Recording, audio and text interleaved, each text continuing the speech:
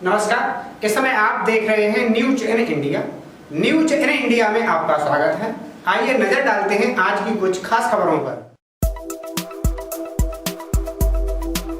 सिद्धार्थनगर जिले में प्रशासन की लापरवाही का चेहरा देखने को मिल रहा है। उदासीनता का आलम यह है कि एक पीड़ित परिवार इंसाफ के लिए पिछले 10 दिनों से अनशन कर रहा है, लेकिन इस परिवार का कोई सुध लेने वाला नहीं है। आपको बता दें कि हरिश्चंद्र अपने विकलांग भाई और पूरे परिवार के साथ कलेक्ट्रेट परिसर में अनशन करके इंसाफ मांग रहा है। आरोप है कि भूमाफिया और हिस्ट्री शीटर बाबूराम चौधरी अपनी दबंगई के बल पर इनकी पूरी जमीन पर कब्जा कर रखा है। यहाँ तक घर को भी कब्जा कर रखा है। बांसी तहसील के महुआ गांव निवासी हरिश्चंद्र का आरोप है कि उनकी कोई सुनवाई करने वाला नहीं है। साथ ही भूमाफिया इन्हें जान से मारने की धमकी दे रहा है। इस मामले पर प्रशासन का कोई आला अधिकारी कैमरे पर कुछ भी बोलने को तैयार नहीं है। हरिश्चंद्र का आरोप है कि जब तक उनकी मांग नहीं मानी जाती तब तक उनका ये अनशन जारी रहेगा। इसलिए बैठा हूँ कि जो हमारे गांव का हिस्ट्री शीटर बाबूराम चौधरी है, थाने का हिस्ट्री शीटर भी, गंगेस्टर, गुंडा एक्ट सब है, भूमाफिया भी है।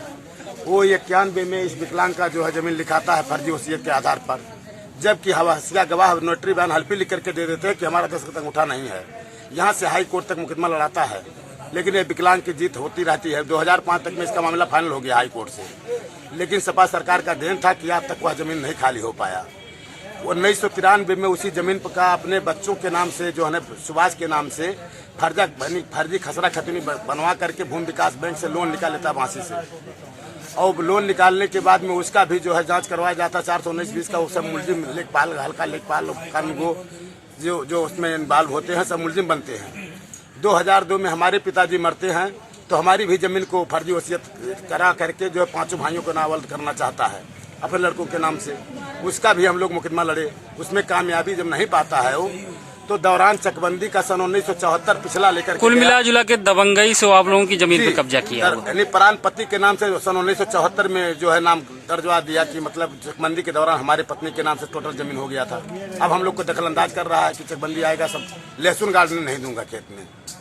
को दबंगई के बल पे पूरा खेत, पूरी जमीन आप लोगों को कब्जा की पूरा। वो भी कह रहा है कि कलेक्ट्रेट में है, वो निकले, अभी हत्या करवा दूंगा। पुलिस विभाग फंस जाएगी हत्या के उलझन में, और जमीन का विवाद फंसा रहेगा, तब तक सरकार की ऐसी तैसी हो जाएगी, मैं फिर ऐसे रहूंगा। बुलंदशहर कोतवाली पुलिस ने चेकिंग के दौरान गुलाबटी रोड पर ओवर ब्रिज के पास चेकिंग के दौरान अंतर्राज्यीय वाहन चोर गिरोह के 8 शातिर सदस्यों को गिरफ्तार कर लिया। पुलिस ने बदमाशों से चोरी की 17 बाइक, 1 स्कूटी, 1 तमंचा, 2 कारतूस, 6 चाकू, 1 छुरी बरामद की। आपको बता दें कि बुधवार की रात मुखबिर की सूचना पर गुलाबटी ओवर ब्रिज के नीचे पहुंचकर पुलिस वाहनों की चेकिंग कर रही थी। इसी दौरान बाइक पर सवार कुछ युवक आते हुए दिखाई दिए। पुलिस ने घेराबंदी करके 8 बदमाशों को गिरफ्तार कर लिया। इनसे चोरी की 7 बाइक के अलावा 1 अवैध तमंचा, 2 कारतूस, 6 चाकू, 1 छुरी बरामद की। गिरफ्तार शातिर चोरों की निशानदेही पर औद्योगिक क्षेत्र की श्री सीमेंट फैक्ट्री वाले सर्विस रोड पर विशाल पाइप फैक्ट्री, गाजियाबाद इस्पात उद्योग के बीच में खाली पड़ी जगह में झाड़ियों से 10 बाइकें, 1 स्कूटी, 3 कटी हुई बाइकों के पार्ट्स बरामद किए। कोतवाल ने पकड़े गए शातिर बदमाशों के नाम थाना सलेमपुर के गांव खैरपुर निवासी मोनू, राहुल उर्फ खेमा, सिकंदराबाद थाना क्षेत्र के गांव मौलाबाद निवासी प्रशांत, विकास, नितिन और हीरा कॉलोनी निवासी योगेंद्र, सचिन और गौरव बताए हैं। एसएसआई शिवपाल सिंह ने बताया कि पुलिस द्वारा पकड़े गए अंतर्राज्यीय वाहन चोर गिरोह का सरगना मोनू है। ये गिरोह के सदस्यों के साथ नोएडा, दिल्ली, हरियाणा, गाजियाबाद, बुलंदशहर से बाइक चोरी करते थे और फर्जी नंबर प्लेट लगाकर उन्हें सस्ते दामों पर बेच दिया करते थे। देखिए, एक अंतर्राज्यीय वाहन चोर गिरोह को सिकंदराबाद पुलिस के द्वारा गिरफ्तार किया गया है। कुल 8 सदस्य इस गिरोह के गिरफ्तार हुए हैं, जिसमें से 3 गौतम बुद्ध नगर के हैं, 5 बुलंदशहर जनपद के रहने वाले हैं। उल्लेखनीय यह है कि इनके कब्जे से कुल 21 वाहन बरामद हुए हैं, जिसमें 20 मोटरसाइकिलें हैं, 1 स्कूटी है, 20 मोटरसाइकिलों में से 3 मोटरसाइकिलें ऐसी थी जिनको काट करके ये अलग अलग पार्ट्स में उसका कारोबार कर रहे थे। से सही सलामत कंडीशन में हैं। इनमें से अब तक 5 मोटरसाइकिलों की कनेक्टिविटी चोरी के मुकदमों से हो चुकी है, जिनके मुकदमे अलग अलग थाना क्षेत्रों में दर्ज हैं। शेष का हम वेरिफिकेशन करा रहे हैं कि उनकी भी कनेक्टिविटी हो जाए उन मुकदमों से जहां पे वो चोरी गई थी। तो निश्चित तौर पर एक बहुत ही प्रशंसनीय कार्य सिकंदराबाद पुलिस के द्वारा किया गया है और हम इसको आगे बढ़ा रहे हैं तथा इनके विरुद्ध गैंगस्टर एक्ट के अंतर्गत कार्रवाई सुनिश्चित की जाएगी। बलिया जिले के दुर्जनपुर गांव में हत्याकांड के आरोपी की गिरफ्तारी को लेकर पुलिस को काफी मशक्कत करनी पड़ी।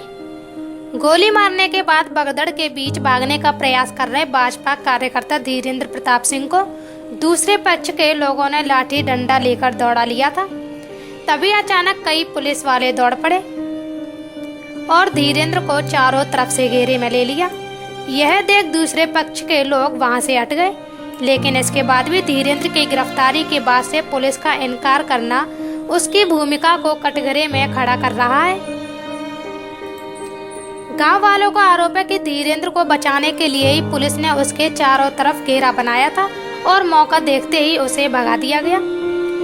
आपको बता दें कि रेवती थाना क्षेत्र के दुर्जनपुर गांव के पंचायत भवन में गुरुवार को कोटे की दुकान के चयन के लिए खुली बैठक में एसडीएम, सीओ, एसओ और अन्य पुलिस कर्मियों के सामने भाजपा कार्यकर्ता धीरेन्द्र प्रताप सिंह ने एक व्यक्ति की गोली मारकर हत्या कर दी। इस दौरान ईंट, पत्थर और लाठी डंडे भी चले, जिसमें 6 लोग घायल हो गए। घायलों को अस्पताल में भर्ती कराया गया है। मामले में धीरेन्द्र समेत 8 नामजद और 25 अज्ञात के खिलाफ मुकदमा दर्ज किया गया है। एसडीएम, सीओ के अलावा मौके पर मौजूद 11 पुलिस कर्मियों को निलंबित कर दिया गया है। पंचायत भवन के बाहर टेंट लगाकर हनुमानगंज और दुर्जनपुर की कोटे की दुकानों के चयन के लिए लगभग 3:30 बजे खुली बैठक की जा रही थी। 4 महिला समूहों ने आवेदन किया था। दुर्जनपुर की दुकान के लिए मां सायर जगदम्बा और शिव शक्ति स्वयं सहायता समूह के बीच मतदान की नौबत आ गई।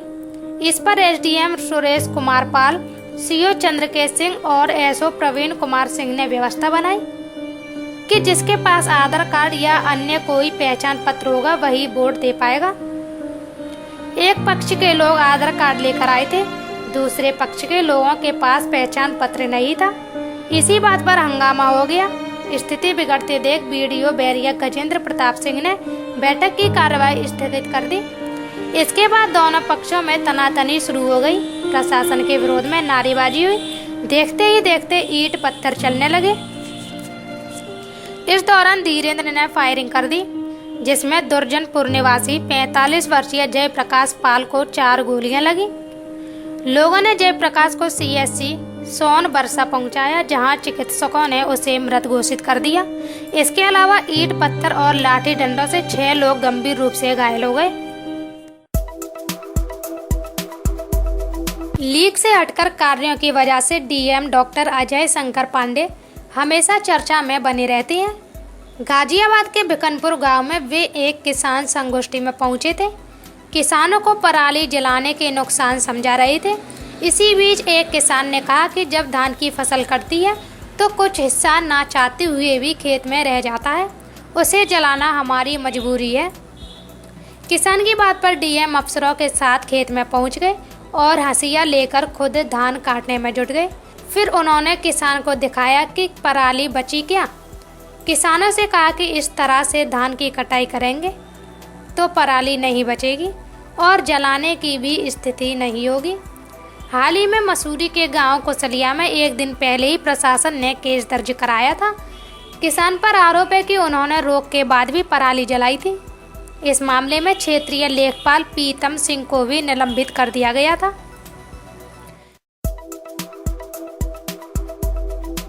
दिल्ली के कई कॉलेजों में दाखिले के लिए 100% की जो कट ऑफ लिस्ट जारी हुई है, उसे लेकर चिंतित दिल्ली के मुख्यमंत्री ने आज प्रेस कॉन्फ्रेंस की। उन्होंने कहा कि दिल्ली के कई कॉलेज में कट ऑफ 100% है। ऐसे में बच्चे दाखिले के लिए बेहद चिंता में हैं और उनके ऊपर भारी दबाव है।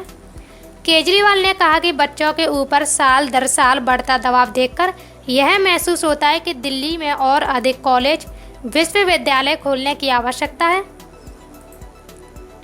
उन्होंने कहा कि इसके लिए दिल्ली विश्वविद्यालय के उस कानून में भी बदलाव की जरूरत होगी जो अंग्रेजों के दौर में बनाया गया था। अंग्रेजों के बनाए गए कानून के अनुसार दिल्ली में कोई भी कॉलेज अगर खुलेगा तो उसे दिल्ली विश्वविद्यालय से मान्यता मिलना जरूरी होगा। दिल्ली में बीते कई दशक से कोई कॉलेज नहीं खुला है क्योंकि दिल्ली विश्वविद्यालय के पास इतने संसाधन नहीं हैं कि वह और कॉलेज को एफिलिएट कर सके। केजरीवाल ने आगे कहा कि ऐसे में ज़रूरत है कि अंग्रेजों के उस कानून में बदलाव किया जाए और नए कॉलेजों को आईपी यूनिवर्सिटी से संबंध करने की अनुमति मिले जिससे ज़्यादा कॉलेज खुल सकें। जब ज़्यादा कॉलेज खुलेंगे तो बच्चों के ऊपर कट ऑफ का प्रेशर नहीं होगा। केजरीवाल ने कहा कि वह केंद्रीय शिक्षा मंत्री से अनुरोध करेंगे कि दिल्ली में और कॉलेज खोलने की अनुमति मिले। जो बच्चे 12वीं क्लास पास करने के बाद कॉलेजों में एडमिशन लेने की कोशिश कर रहे हैं उनको बहुत तकलीफ़ का सामना करना पड़ रहा है। अगर 100% कट ऑफ है तो बाकी बच्चे कहाँ जाएंगे? जिन बच्चों को 90% नंबर मिले, 95% नंबर मिले, 85%, 80%, 70%, 60% नंबर मिले, उनको भी तो हायर एजुकेशन का उनका अधिकार है। वो बच्चे कहाँ जाएंगे? ऐसा क्यों हो रहा है कि इतना ज़्यादा कट ऑफ हो रहा है? इसमें बच्चों की कोई गलती नहीं है, इसमें हम सब की गलती है, सभी सरकारों की गलती है। अभी तक दिल्ली में जितनी सरकारें आई उन सब की गलती है, हमारी गलती है, केंद्र सरकार की गलती है कि अभी तक ये इसलिए हो रहा है क्योंकि दिल्ली के अंदर कॉलेजों की और यूनिवर्सिटीज़ की बहुत ज़्यादा भारी कमी हो गई है। सीट्स की कमी है और बच्चों की संख्या बढ़ती जा रही है। जिस तेज़ी के साथ बच्चों की संख्या बढ़ रही है उस तेज़ी के साथ कॉलेज बढ़ने चाहिए थे, यूनिवर्सिटीज़ बढ़नी चाहिए थे। दिल्ली देश की राजधानी है। आज अगर दिल्ली की बात करें, हर साल दिल्ली में लगभग 2.5 लाख बच्चे 12वीं पास करते हैं। उनमें से 1.25 लाख बच्चों को लगभग दिल्ली के कॉलेजों में एडमिशन मिल पाता है। बाकी 1.25 लाख बच्चे कहाँ जाएंगे? यानी कि दिल्ली के अंदर अपने जितने कॉलेज हैं उसमें केवल और केवल 50% दिल्ली के बच्चों के लिए कैपेसिटी है। बाकी बच्चे कहाँ जाएंगे? तो एक एक सीट पे 2-2 बच्चे कोशिश कर रहे हैं, इसीलिए इतनी ज़्यादा मारामारी है। दिल्ली के अंदर इस टाइम बहुत सारे कॉलेजेस और यूनिवर्सिटीज़ खोलने की ज़रूरत है। दिल्ली सरकार तैयार है, हम तैयार हैं, इन्वेस्टमेंट करने के लिए तैयार हैं, नए कॉलेजेस खोलने के लिए तैयार हैं, यूनिवर्सिटीज़ खोलने के लिए तैयार हैं। लेकिन एक बहुत बड़ी कानूनी अड़चन आ रही है हमारे सामने। सबसे पहले मैं आपको बता दूं, आज दिल्ली में दिल्ली यूनिवर्सिटी है। दिल्ली यूनिवर्सिटी के 91 एफिलिएटेड इंस्टीट्यूशंस या कॉलेजेस हैं। दिल्ली में आईपी यूनिवर्सिटी है। आईपी यूनिवर्सिटी के 127 एफिलिएटेड इंस्टीट्यूशंस या कॉलेजेस हैं। इसके अलावा आईआईटी दिल्ली है, एम्स है। दिल्ली सरकार की दिल्ली स्टेट की 9 यूनिवर्सिटीज़ हैं, जीएनयू है। ये मोटे मोटे तौर पे हायर एजुकेशन के इंस्टीट्यूट्स हैं। दिल्ली यूनिवर्सिटी एक्ट अंग्रेज़ों ने बनाया था 1922 में। इस दिल्ली यूनिवर्सिटी, उसी के तहत दिल्ली यूनिवर्सिटी बनी उस टाइम। इस दिल्ली यूनिवर्सिटी एक्ट में ये लिखा हुआ है कि अगर दिल्ली में कोई भी कॉलेज, नया कॉलेज खुलेगा, वो केवल और केवल दिल्ली यूनिवर्सिटी के साथ एफिलिएट हो सकता है और किसी यूनिवर्सिटी के साथ एफिलिएट नहीं हो सकता। दिल्ली यूनिवर्सिटी के 91 ऑलरेडी, जैसा मैंने बताया, एफिलिएटेड कॉलेजेस हैं। दिल्ली यूनिवर्सिटी ने पिछले 30 साल में कोई नया कॉलेज नहीं खोला है। कोई नए कॉलेज की एफिलिएशन पिछले 30 साल में दिल्ली यूनिवर्सिटी में नहीं हुई है, क्योंकि ऑलरेडी कैपेसिटी भर चुकी है दिल्ली यूनिवर्सिटी की और नहीं कर सकते वो लोग। तो और नई यूनिवर्सिटी खुल नहीं सकती दिल्ली के अंदर, क्योंकि ये दिल्ली यूनिवर्सिटी एक्ट की सेक्शन 5(2) विद इन ब्रैकेट 2 में लिखा है कि कोई भी नया कॉलेज खुलेगा तो केवल दिल्ली यूनिवर्सिटी से एफिलिएट होगा, तो कोई भी नई एफिलिएटिंग यूनिवर्सिटी नहीं खुल सकती और कोई भी नया कॉलेज नहीं खुल सकता।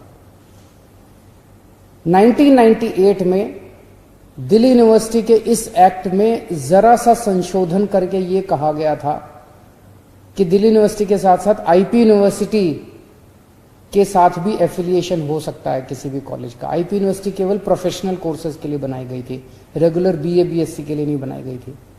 अब आईपी यूनिवर्सिटी में भी 127 कॉलेज उसके साथ एफिलिएट हो चुके हैं, उसकी भी कैपेसिटी भर चुकी है, दिल्ली यूनिवर्सिटी भी कैपेसिटी भर चुकी है।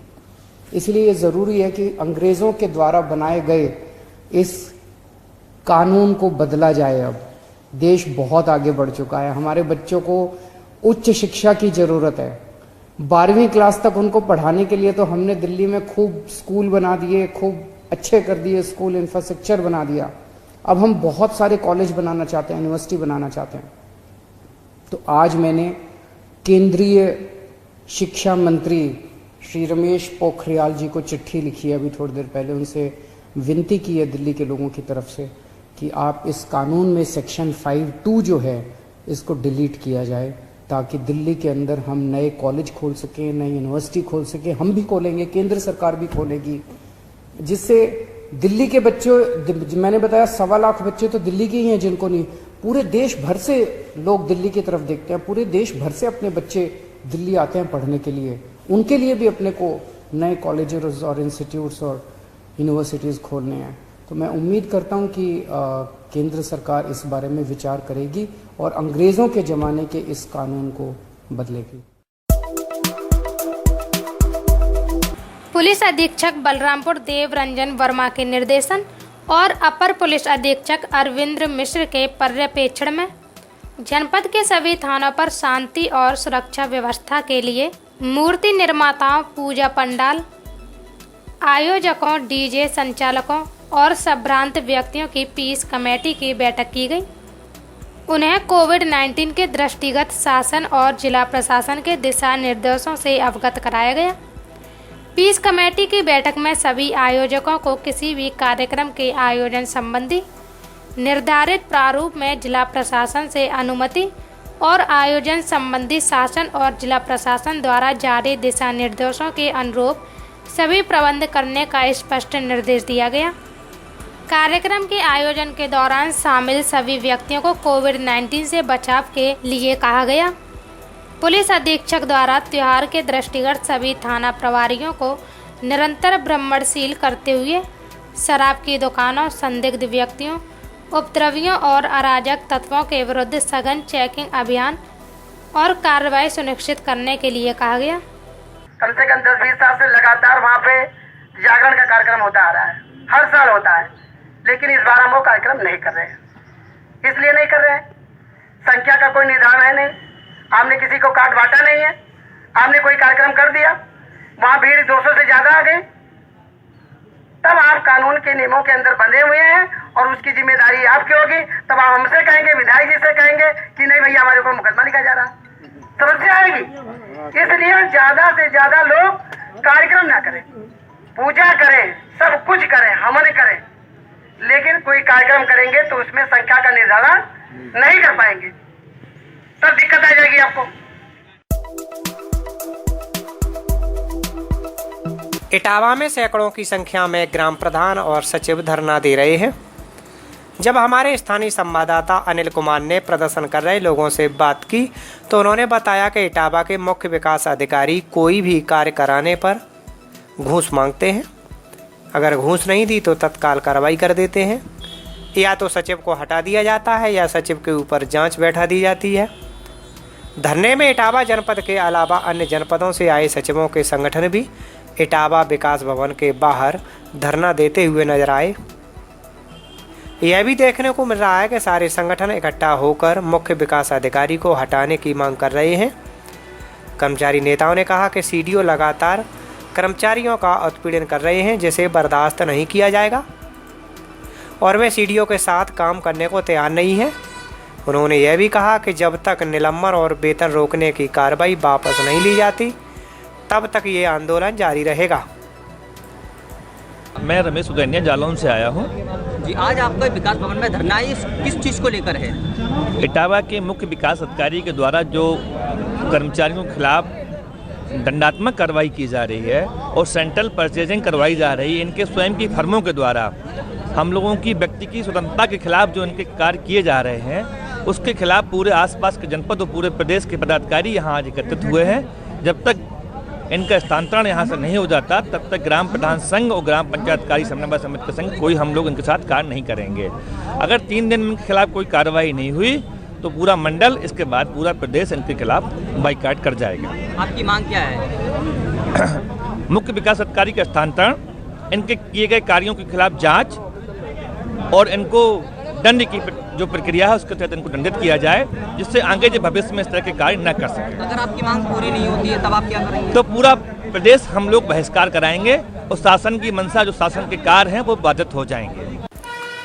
जब इटावा के मुख्य विकास अधिकारी राजा गणपत आर से बात की तो उन्होंने बताया कि ग्राम सचिव के द्वारा जो आरोप लगाए गए हैं वह सरासर गलत है। मुख्य विकास अधिकारी ने बताया कि वह गांव में निरीक्षण करने गए थे तो वहां पर कायाकल्प योजना के तहत कोई भी कार्य दिखाई नहीं दिया और कायाकल्प योजना का रुपया ग्राम सचिव और ग्राम प्रधान के द्वारा निकाल लिया गया था।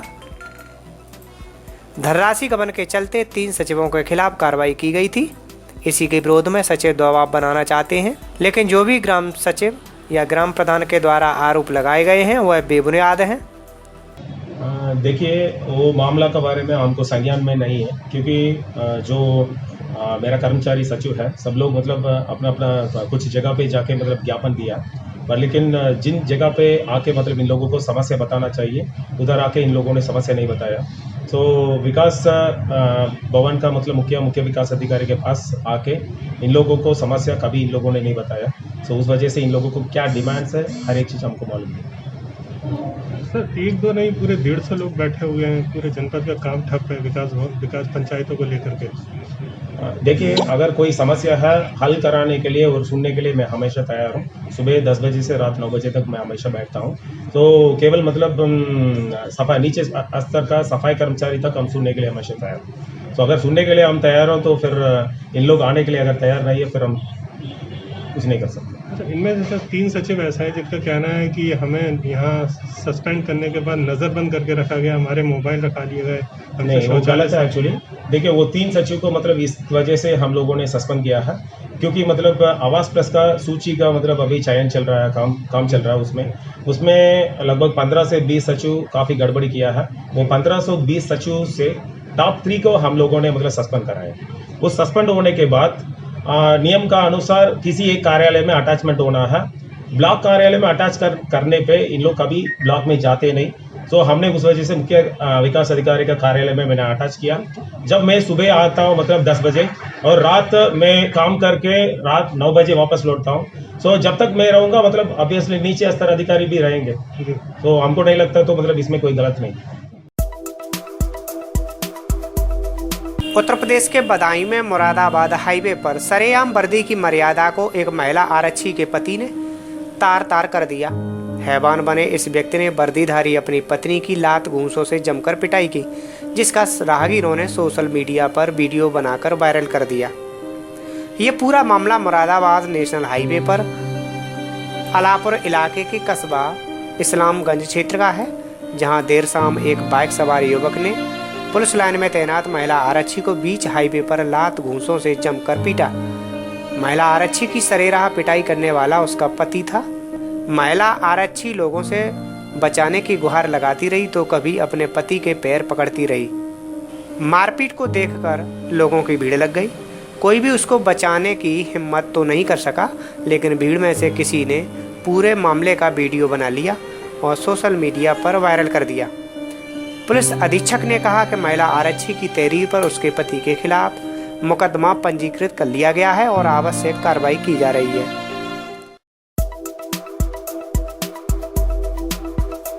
यूपी के बुलंदशहर में एक 8 माह की गर्भवती महिला के साथ गैंगरेप का मामला सामने आया है। पुलिस ने पीड़िता की तहरीर पर मुकदमा दर्ज करके पीड़िता को मेडिकल परीक्षण के लिए जिला अस्पताल भेज दिया और मामले की जांच में जुट गई। पीड़िता का कहना है कि आरोपी व्यक्ति और उसका साथी उसे बहला फुसला कर ले गए। आरोपियों ने पीड़िता को एक कमरे में ले जाकर उसके साथ गैंगरेप किया। पीड़िता के मुताबिक घटना 9 अक्टूबर की है। आरोपियों ने पीड़िता को धमकी दी थी कि घटना के बारे में किसी को बताया तो वह उसे जान से मार देंगे। पीड़िता ने खुर्जा कोतवाली पहुंचकर घटना की तहरीर देकर कार्रवाई करने की गुहार लगाई है। सीओ खुर्जा सुरेश कुमार का कहना है कि यह पीड़िता की तीसरी शादी है। फिलहाल मामले की जांच की जा रही है। ये मेरा कुछ कार्रवाई नहीं हुई है और मैं बहुत परेशान रही थी और बहका कर फुल से आके ले गए थे। कौन ले गया था?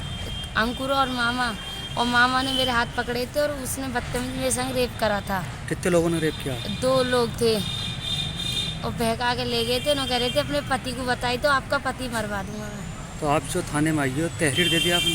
दे दी पर कुछ कार्रवाई नहीं हुई है मेरी।